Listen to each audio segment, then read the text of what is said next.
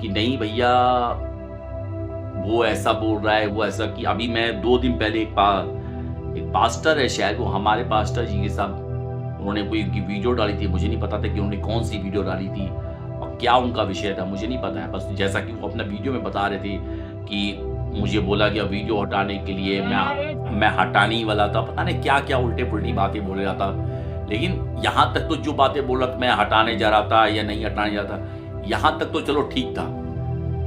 पर लेकिन जब उसने ये बात बोलना स्टार्ट की कि हमारे पास्टर के बारे में, जब उसने उल्टा-पुल्टा बोलना चालू किया, वाहियात बातें जो उसने बोलना चालू की कि वो पैसे के लिए यहाँ जाते हैं, वहाँ जाते हैं, और इतना तो यीशु मसीह भी क्या नाम है नहीं रहते थे, मतलब वो हर किसी से मिलते थे। गलतफहमी है आपकी। पहली बात तो बाइबल को ध्यान से पढ़ा करो, आंख खोल के और दिमाग खोल के पढ़ा करो कि यीशु मसीह हर किसी से मिलते थे। अगर हर किसी से मिलना होता तो भैया पहले जाके उस अंधे व्यक्ति की कहानी जाके पढ़ लेना, जो गला फाड़ फाड़ के चिल्ला के बोल रहा था कि प्रभु मुझ पर दया कर। अगर यीशु मसीह को एक से अगर मिल के सबको चंगाई देनी रहती होती अगर, तो वो घर से जब निकलता होगा, घर से लेकर जहां तक जाना हो रहता होगा, और प्लस जितनी भी उसकी भीड़ रहती होगी, उतने सबको लोगों को चंगा करने में उनका खाली 350 साल तो उनके ऐसे ही खत्म हो जाते, खाली एक जगह का खाली कल्याण करने में, एक जगह का सबका उद्धार करने में। क्योंकि प्रभु को भी पता था कि यहाँ पे भैया किसको चंगाई चाहिए रियल में। और इसीलिए प्रभु यीशु मसीह सब किसी को भी जब चंगा करते थे तो पहला वर्ड ये पूछते थे कि क्या तू विश्वास करता है, क्या तू विश्वास करता है कि मैं ये चीज कर सकता हूं। तो वो कहता था हाँ मैं विश्वास करता हूं। तो उनको प्रभु यीशु मसीह चंगा करते थे और उन्हीं से प्रभु यीशु मसीह मिलते भी थे, हर किसी से नहीं मिलते थे। और बाइबल को जाके ध्यान से पढ़ा करो, सोचा करो कि आप क्या बोलते हो। दूसरी चीज, हमारे पास्टर जी के बारे में उल्टा पुल्टा जो इतनी सारी बातें बोल दी थी उस व्यक्ति ने, तमाम बातें, मैंने भी मैंने खाली उनके कमेंट बॉक्स में तो पहली बार जो मैं देखा, प्रभु का धन्यवाद हो, मैंने उसमें सारी बहनों के और भाइयों के कमेंट्स पढ़े। ऐसे उसको वचन के द्वारा उसको फटकार लगाई, उन्होंने उसको समझाया। पर सच बताऊं, मैं भी चाहे उसमें कमेंट जरूर किया, मैंने खाली उसको ये लिख के भेजा, परमेश्वर आपको सद्बुद्धि दे और दोष मत लगाओ। मैंने उसको खाली ये बोला। पर पता है, बेशक मैंने उसको ज्यादा कुछ नहीं बोला और थोड़ा वचन बांटा। मुझे इसके लिए भी दुख होता है कि मैं एक ऐसे इंसान को समझा रहा हूं जो प्रभु को जानता है, मुझे उसको समझाना पड़ रहा है। मुझे ये चीज बहुत ज्यादा पिंच करती है, दुख होता है। फिर मुझे इसलिए भी दुख होता है और कि मैं उसको समझा रहा हूं, डर लगता है मुझे कि यार मैं भी कहीं कुछ गलत साबित हो गया, अगर मैं कहीं गलत ठहर गया अगर, तो कल को कोई मुझे ना कह जाए कि तू आया उसको पास्टर को समझाने के लिए। तो मैं इस चीज से भी डरा रहता हूं। पर मैंने कहा कि नहीं, बोलना तो उचित बनता है। मैंने इसलिए ज्यादा कुछ नहीं बोला, बस उसको इतना ही बोला कि प्रभु आपको सद्बुद्धि दे, ज्ञान दे, आपको ज्ञान दे। मैंने खाली इतना ही बोला उसको बस। और इतना बोलने के बाद जो है मैंने उसको वचन बांट दिया कि दोष मत लगाओ वाला वचन बांट दिया मैंने, वरना तुम पर भी दोष लगाया जाएगा, इतना छोड़ दिया। वो हमारे पास से के लिए उल्टी पुल्टी बातें बोल रहे थे कि टाइम नहीं देते हैं, बड़े घमंडी हैं, पता नहीं क्या क्या चीज उसने बोली है। अरे यार, कल को तुम्हारे जब हजारों अनुयायी जब तुम्हारे चर्च में आने लगेंगे, तुम सबको टाइम दे पाओगे? पहली बात तो हमारे पास्टर जी पासवानों को स्पेशली टाइम जरूर देते हैं, बेशक चाहे वो 5 मिनट का हो या 2 मिनट का, उनको जरूर टाइम देते हैं। नॉर्मली व्यक्ति को चाहे वो उतना टाइम जल्दी ना देते हो, बेशक इस बात को मैं एग्री करता हूं। यानी जो बिलीवर्स हैं, जो विश्वासी हैं, उनको चाहे बेशक हमारे पास टाइम नहीं दे पाते होंगे, ये बात मैं एग्री करता हूं। पर ये बात को मैं बिल्कुल एग्री नहीं कर सकता हूं कि वो पासवानों को भी टाइम नहीं देते हैं, जबकि मैंने उनको पासवानों के प्रति इतनी श्रद्धा और इतना विनम्र व्यक्ति मैंने उसको देखा है कि मैं क्या ही कहूं। मैं खुद आपको बता रहा हूं, मैं जब ICM चर्च से जुड़ा, जब मैं ICM चर्च से मैं लंबे समय से पास से मिलने के तड़पता रहता था, नया नया था उस समय। मुझे लगता था इजी है, इजी है, इजी है, इतना क्या है, इतना तो क्या, कम से कम यार थोड़ा मिल ही सकता है, इतना भी क्या है। शैतान डालता है, क्या करें, आदत से मजबूर है ना वो भी, और हम भी आदत से मजबूर है कि उसके बहकावे में आ जाते हैं। मैंने एक दिन को कमेंट कर दिया, पास यहाँ मिलने का टाइम नहीं दे रहे हो। उन्होंने बोला आओ ना यार, क्या तुम भी छोटे बच्चे की तरह। और मिले उनसे। मैं कल का बता रहा हूँ, मैं कल हमारे चर्च में ले हैंड की सर्विस हुई थी, आइलैंडिंग हॉल लगाया गया था। मैं कल अपने पास्टर जी की सेवा को देखकर मेरा मन इतना भर आया, तो मैं सच में उस व्यक्ति को देखकर हैरान हो गया था। सुबह 10 बजे, मेरे ख्याल से 10 बजे या 11 बजे पास्टर जी आए थे, ठीक से मुझे टाइमिंग नहीं है, याद नहीं है, प्लीज उसके लिए माफ करिएगा मुझे। पर अगर उसको मैं 10 बजे का भी रख लूँगा तो 10 बजे से लेकर शाम के 4 बजे तक वो बंदा खड़ा रहा और एक एक व्यक्ति को तसल्ली से ना कि सिर्फ अनॉइंटिंग ऑयल लगा रहे थे, और 1-2 मिनट धैर्य के साथ उसकी हर बात को सुन भी रहे थे, और जो भी उनको प्रोफेटिक वर्ड उनको उनके कान में बोलना था वो भी दे रहे थे। पर मैं ये चीज देखकर, अगर हमें कोई आधा घंटा खाली एक गिलास पकड़ने के लिए अगर हाथ में दे दे, हमारा हाथ दुखने लगेगा।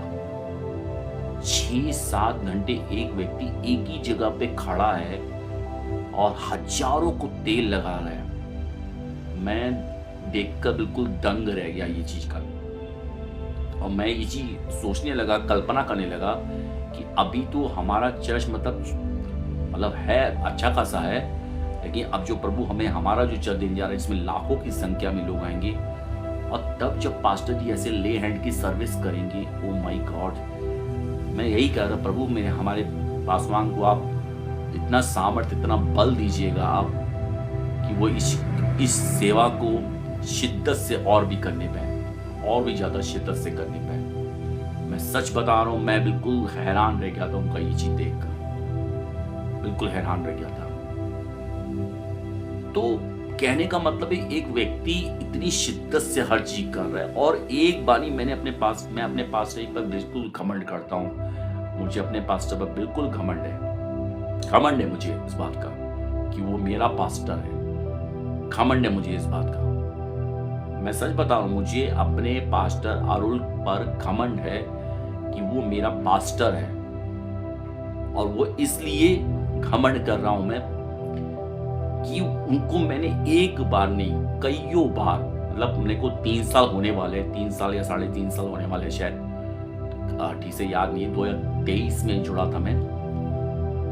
तो उनको मैंने जितने भी उनके प्रचार सुने, मैक्सिमम बार उन्होंने प्रचार में भरे मंच से ऑनलाइन में एक्सेप्ट किया है कि नहीं हूं भैया परफेक्ट, मैं मानता हूं हो जाती है गलती,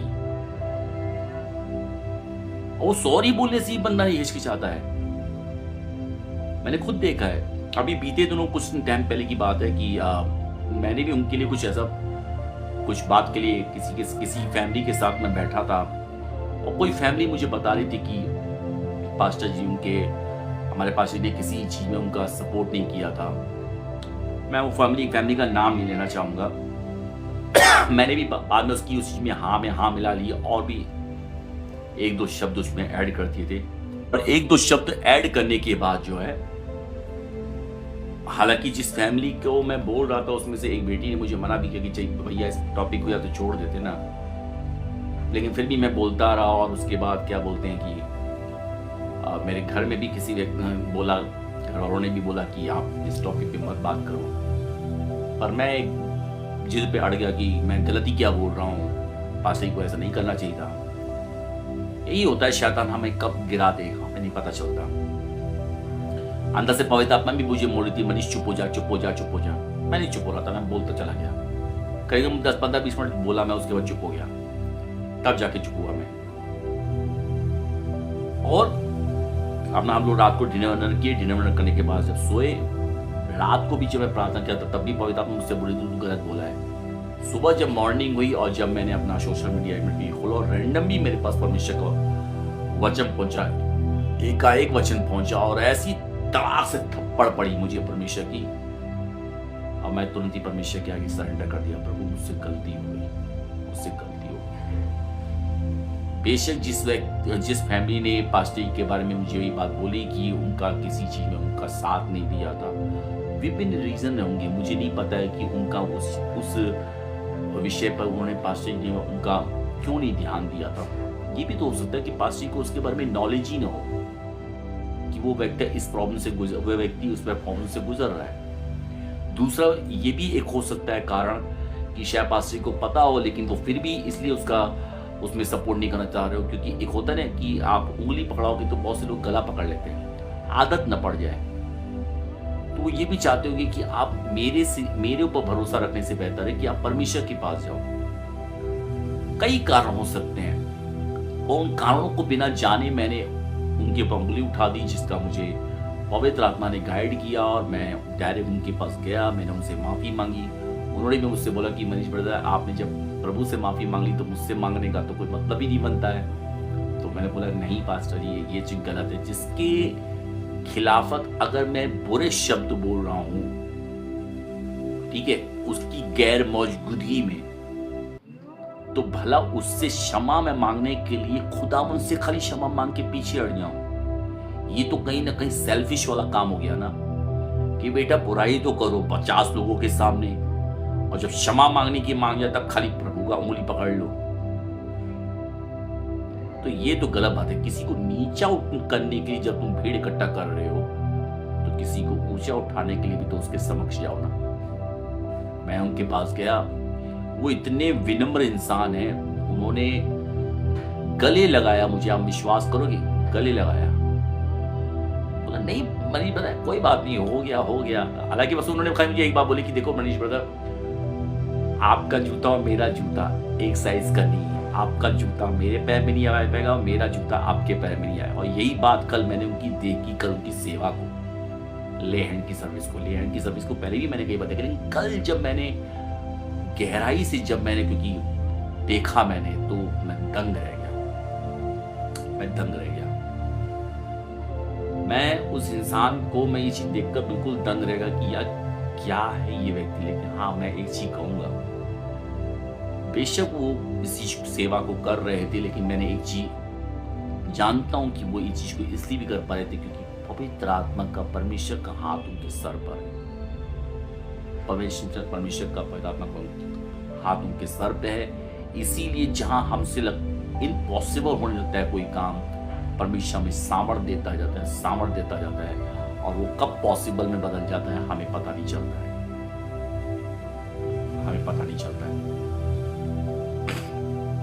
मेरे प्रियो, मैं एक वचन खोलना चाहूंगा और मैं चाहूंगा कि अगर आप लोग लाइव में जुड़े हुए हैं अगर, तो आप लोग भी एक वचन खोलिएगा। एक वचन नहीं, मैं कुछ वचनों के साथ आपके समक्ष आना चाहूंगा। हम खोलेंगे पहला कुरिन्थियों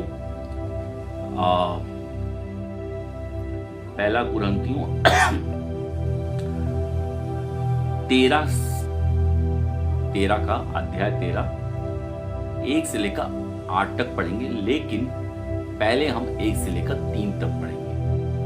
ये वचन आज मैं उन लोगों को मैं बोलना चाह रहा हूं जो आजकल ये सोचते ना कि हम बहुत ज्यादा नॉलेज वाले हैं, हमें बहुत कुछ पता है, हमें मत समझाना। मुझे पता है कि अभी मैंने जो बोला है कि जिनका बाइबल कॉलेज है, मैं नाम नहीं लेना चाह रहा हूँ,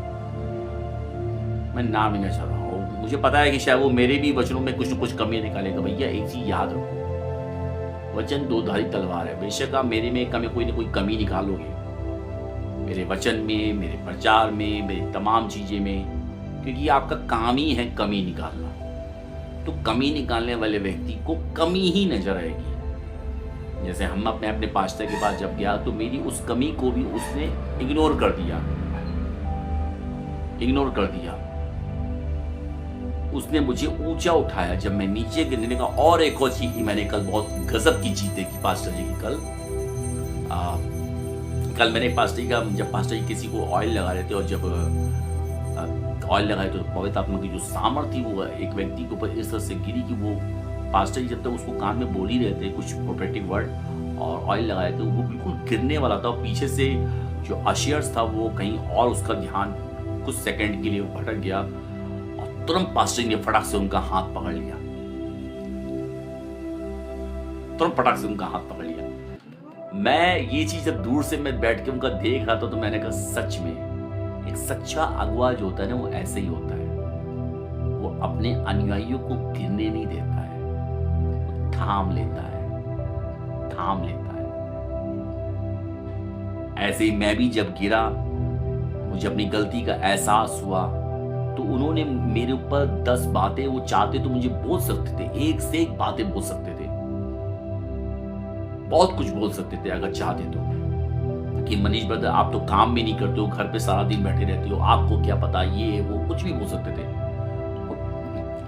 और देखा जाए तो गलत भी नहीं है। सच में मैं करना तो बहुत कुछ चाहता हूं, खुदावंद कहीं ना कहीं से रास्ता खोलेगा, कहीं ना कहीं से रास्ता खोलेगा।